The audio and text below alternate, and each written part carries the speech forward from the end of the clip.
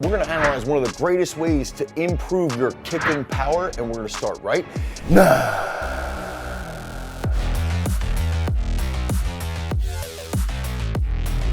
So when we're looking at kicking power, we can analyze kicking power essentially in 3 to 4 different ways, okay? And if we look at first, there's gonna be that knockout kick. If we can think about, we're in the UFC or we're in the cage, we're somewhere, maybe we're even in Muay Thai, and we're moving, we're setting an opponent up, they take a step forward, they lean a little bit, and we take that knockout kick and place it perfectly on their dome. All of a sudden, they're knocked out. Okay, so that's one way. The next way is that we've got to look at penalty kicks. Okay, so if we're looking at soccer in the US, football everywhere else, penalty kicks at high speed with precision.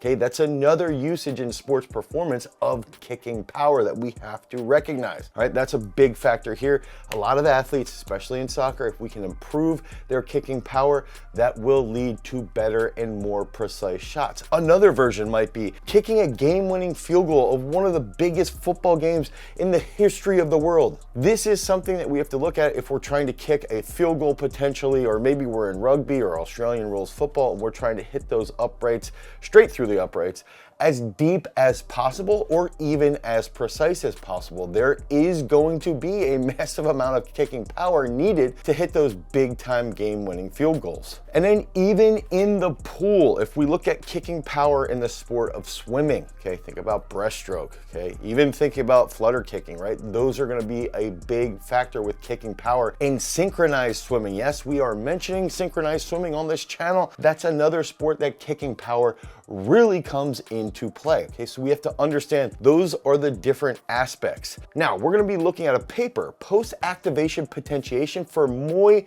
Thai kicking performance. Before you soccer players, football players, swimmers leave, I believe that you have to recognize that there's a key component here that kicking power in a combat sport is going to transfer really well to those other realms. So if we can understand the hip girdle and how the hip moves, okay, and it's specifically how it moves for Muay Thai kicking, it's extraordinarily similar at the same high speeds when we're thinking about swimming, football, and soccer. Okay, so this post-activation potentiation for Muay Thai kicking performance has a tremendous implication with training tools in other sports. Okay, so what we're gonna look at here is Brown and Doyle ended up breaking down different aspects. And what they started to look at was 3 different rest periods to attain the highest amount of post-activation potentiation. And they're gonna be using a roundhouse kick and a teep kick. So I believe the roundhouse kick is one that really will transfer to the other sports. The teep kick is gonna be more head-on, a little bit more linear.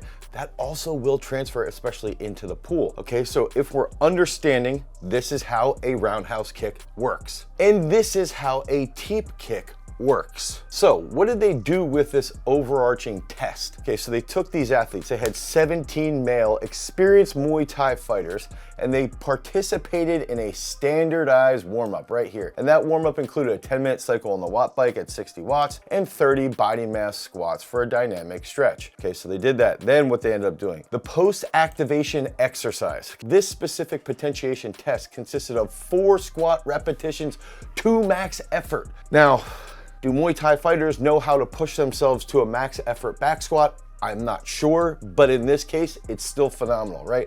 And so they took these guys, 17 of them, they said, all right, 4 squats to your max efforts. They built up over a couple sets and they hit this 4 RM. Then they were looking at, all right, if we do 2 minutes of rest, 5 minutes of rest, or 8 minutes of rest, and each time that we're doing this, we're testing them on a power cube with their specific exercises, with the roundhouse or with the teep. Now we can see, does the 2-minute rest lead to better performance, the 5-minute rest lead to better performance, or the 8-minute rest lead to better performance? The other factor that I want to bring up is that this is done in an acute setting, okay? Meaning it's done in this one-off setting. So they had 72 hours between each test. They would do the 2-minute test, then the 5-minute rest period, then the 8-minute rest period. They'd have 72 hours between those tests. The other aspect around doing it acutely is that this is going to help us in the case that if we're doing something in an acute setting and we need an athlete, think about overspeed training, okay? Overspeed training can be phenomenal. It can be really, really helpful if it's periodized effectively. So if we build that out, we periodize it effectively, now with that overspeed speed training, we can start to teach the athlete how to move at that higher speed. And that's the same thing that we're doing with the teep and the roundhouse here,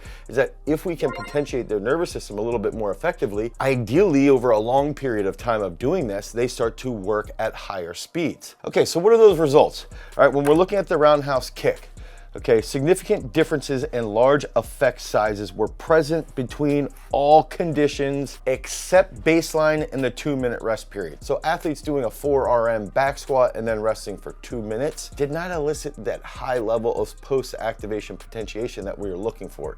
And remember, post-activation potentiation is essentially saying that we're gonna do something to get the nervous system to fire, and then we can perform at a higher rate relative to the initial test. Okay, so that's that big aspect there. So the 2 minutes didn't do much. For the teep kick, significant differences in large effect sizes were present between baseline and 5-minute rest and baseline and 8-minute rest. So for the teep kick, if we had a 5-minute rest period and an 8-minute rest period, they kicked harder. And so for simplicity, if we're just looking at that post-activation potentiation, let's think about having an athlete who's just super slow and we need them to kick harder. We need a big time knockout. They're about to go in 6 weeks and fight someone who's gonna slaughter them. Unless they connect with that big roundhouse, we can spend the next 6 weeks focusing on post-activation potentiation and their skill and their power output with a 5-minute rest period or an 8-minute rest period after they hit a couple sets of 4 RM back squats. All right. Now, this research reports, this is directly from the paper here. This research reports that a post-activation potentiation stimulus from a 4-rep max squat exercise followed by 5 or 8-minute rest period enhances kicking power in trained Muay Thai fighters. So that's another big aspect. We've got to recognize that trained athletes. I think that's a big misunderstanding in the realm of contrast training, is that to see the best results, you've got to have trained athletes who know how to apply it specifically into their sport. Okay, so then we get into this technique provides a readily available, time-efficient method to enhance performance that can be built into the warm-up procedures of athletes before training or even theoretically before competition, which would be absolutely wild if we could have these athletes do a 4 RM back squat 10 minutes before they're about to get into the ring to fight somebody and then see what happens.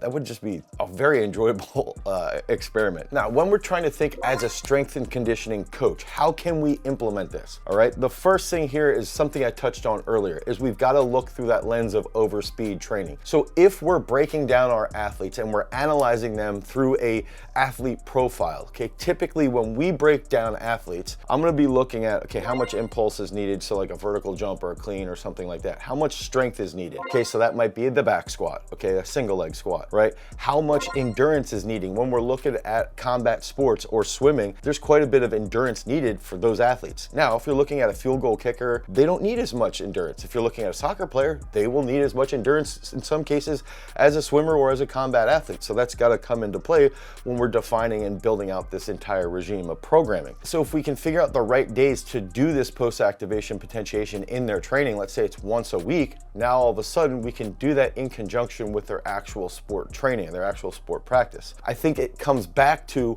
understanding the athlete and understanding their needs, okay, and do they actually need to increase their kicking power or not, right? So some athletes have tremendous kicking power relative to other athletes. If you have somebody who has tremendous kicking power relative to somebody else, that's not necessarily something that you need to do. If you have somebody who has weak kicking power, then that's something that you want to work on. I think about that with soccer players. If they have really, really phenomenal ball work, but they don't have power behind their kick, if we can develop their power, now all of a sudden, they're going to have power with precision from their skill work, okay? And that's going to lead to a tremendous development in that soccer player. Same with swimming. Now, if we can use this well in training and even potentially use it before a big competition, that might help. I just had a thought process. What if we have an NFL kicker and his best leg is getting him at like a 55-yard field goal, and all of a sudden he's sitting there going, all right, I'm gonna go on the back, I'm gonna hit a 4 RM back squat, and then I'm gonna come out on the field in the next 10 minutes and try and hit a 60-yarder. Dude, it might be a freaking crazy experiment that actually ends up paying off. Again, it's unlikely that that occurs, but it's something to think forward on